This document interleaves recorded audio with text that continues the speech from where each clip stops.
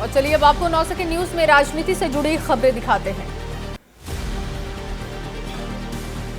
तमिलनाडु दौरे पर पहुंचे प्रधानमंत्री मोदी ने चेन्नई में किया रोड शो। पीएम मोदी के रोड शो में उमड़ा जनसैलाब। पीएम ने हाथ हिलाकर जनता का किया अभिवादन।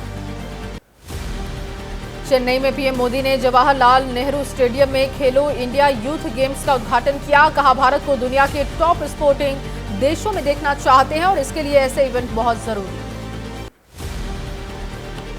पीएम मोदी ने बेंगलुरु में अत्याधुनिक Boeing India engineering and technology centre का उद्घाटन किया। कहा, सेंटर से भारत के टैलेंट पर दुनिया का भरोसा और ज्यादा मजबूत है। पीएम मोदी ने महाराष्ट्र के सोलापुर में किया अमृत 2.0 का उद्घाटन। 15,000 मजदूरों को सौंपी घर की चाबी। कहा, गरीबों के लिए जो संकल्प लिया वो पूरा हो रहा। असम के दौरे पर गृह मंत्री अमित शाह तेजपुर में एसएसबी के 61वें स्थापना दिवस समारोह और गुवाहाटी में पुलिस कमांडो की पासिंग आउट परेड में शामिल होंगे। ब्रह्मपुत्र रिवर फ्रंट का भी उद्घाटन करेंगे। शुक्रवार को भी असम में थे गृह मंत्री। असम में अमित शाह ने की महाभैरव मंदिर में पूजा अर्चना, स्वच्छता अभियान में हिस्सा लिया। अभियान के तहत मंदिर परिसर में शाह ने साफ सफाई की। झारखंड में सीएम हेमंत सोरेन का बयान दर्ज करेगी ईडी। जमीन घोटाले से जुड़े मनी लॉन्ड्रिंग केस में हेमंत सोरेन के आवास पर जाकर दर्ज होंगे बयान।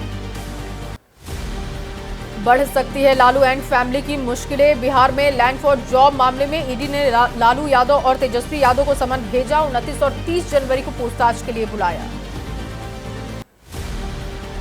शरद पवार के पोते और विधायक रोहित पवार को ईडी का समन। 24 जनवरी को पूछताछ के लिए बुलाया। हाल ही में बारामती एग्रो से जुड़े दफ्तरों पर छापेमारी की गई।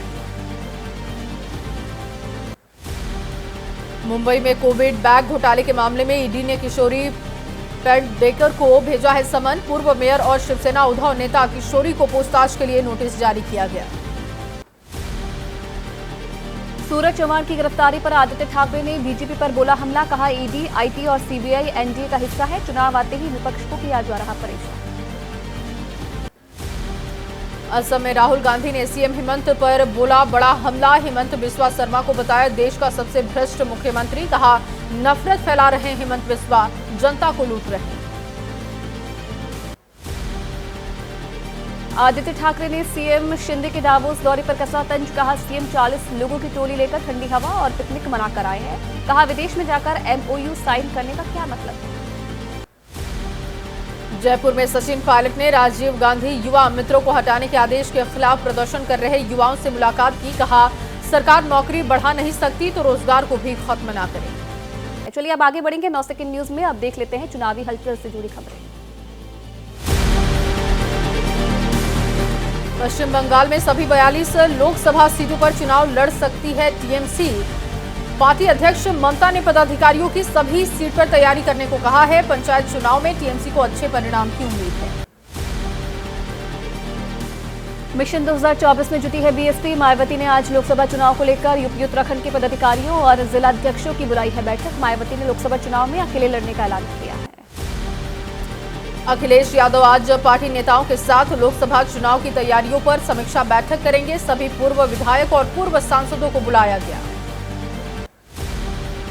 एसपी और आरएलडी ने लोकसभा चुनाव के लिए गठबंधन की घोषणा की है। सीट बंटवारे पर दोनों पार्टियों की औपचारिक घोषणा। यूपी की 60 सीटों पर आरएलडी लड़ेगी चुनाव। महाराष्ट्र में सीट शेयरिंग को लेकर 25 जनवरी को इंडिया गठबंधन के सहयोगियों की अहम बैठक होगी। कांग्रेस नेता अशोक गहलोत और उद्धव ठाकरे की मुलाकात में फैसला हुआ। नीतीश की एनडीए में वापसी की अटकलों पर आरएलजेडी अध्यक्ष उपेंद्र कुशवाहा का बयान। कहा, नीतीश आरजेडी से परेशान, राजनीति में संभावनाओं से इनकार नहीं किया जा सकता। पटना में नेता प्रतिपक्ष विजय कुमार सिन्हा ने लालू तेजस्वी पर हमला किया। कहा, लालू तेजस्वी को सत्ता से जाने का डर है। जनता का जनादेश नहीं मिल रहा। अपने कर्मों की वजह से लालू परेशान है। बिहार बीजेपी अध्यक्ष सम्राट चौधरी का बयान। कहा, नीतीश कुमार बीजेपी में आना चाहते हैं तो उनका स्वागत है। वो आकर बीजेपी की ग्रहण करे सदस्यता। पटना में जेडीयू नेता खालिद अनवर का बयान। कहा, बीजेपी ने जेडीयू और पार्टी नेताओं को अपमान करने का काम दिया, जबकि जेडीयू ने हमेशा राजनीतिक पार्टियों का सम्मान किया। नीतीश का बीजेपी में स्वागत करने वाले बयान पर जेडीयू नेता अशोक चौधरी का पलटवार। कहा, जेडीयू ने कभी नहीं रखा बीजेपी के आगे प्रस्ताव। नीतीश कुमार किसी की मेहरबानी से बड़े नेता नहीं बने। हरियाणा में आम आदमी पार्टी को लग सकता है बड़ा झटका। इस्तीफा देने वाले अशोक तंवर आज बीजेपी ज्वाइन कर सकते हैं। सिरसा लोकसभा सीट से लड़ सकते हैं चुनाव। आम आदमी पार्टी से उत्तर प्रदेश इकाई के सह प्रभारी अनूप पांडे ने पार्टी से दिया इस्तीफा। आज बीजेपी में हो सकते हैं शामिल। पार्टी की नीतियों और भविष्य की दिशा से असंतोष थे अनूप पांडे। और चलिए 9 सेकंड न्यूज में कोर्ट से जुड़ी वो खबरें दिखाते हैं जिस पर देश की निगाहें हैं। वाराणसी की ज्ञानवापी मस्जिद में आज सुप्रीम कोर्ट के आदेश पर वजूखाने की सफाई होगी। जिला प्रशासन की देखरेख में पानी की टंकी की सफाई होगी। पंप की मदद से टंकी का पानी निकाला जाएगा। प्राण प्रतिष्ठा कार्यक्रम पर रोक लगाए जाने की मांग को लेकर दाखिल जनहित याचिका पर हाईकोर्ट का सुनवाई से इनकार। इलाहाबाद हाईकोर्ट ने अर्जेंसी बेसिस पर सुनवाई से इनकार किया। दिल्ली शराब घोटाले मामले में राउस एवेन्यू कोर्ट ने मनीष सिसोदिया की न्यायिक हिरासत 5 फरवरी तक बढ़ाई। 5 फरवरी को कोर्ट में पेश होंगे मनीष सिसोदिया। और 9 सेकंड न्यूज में अब बात अपराध जगत से जुड़ी हुई खबरों की। रेप के दोषी गुरमीत राम रहीम को फिर मिली 50 दिन की पैरोल। डेरा सच्चा सौदा प्रमुख गुरमीत राम रहीम सिंह रोहतक जेल से पैरोल पर निकला बाहर। पैरोल पर जेल से बाहर निकलकर बागपत पहुंचा राम रहीम। वीडियो किया जारी। कहा, भगवान राम का नाम लेकर सभी लोग दिवाली की तरह मनाएं राम का उत्सव।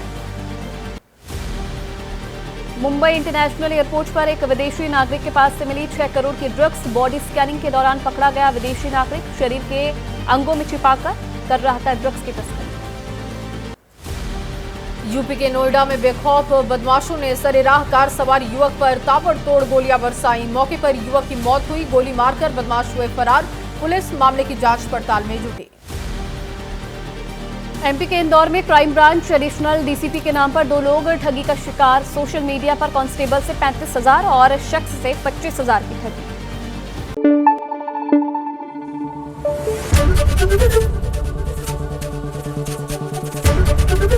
एबीपी न्यूज आपको रखे आगे।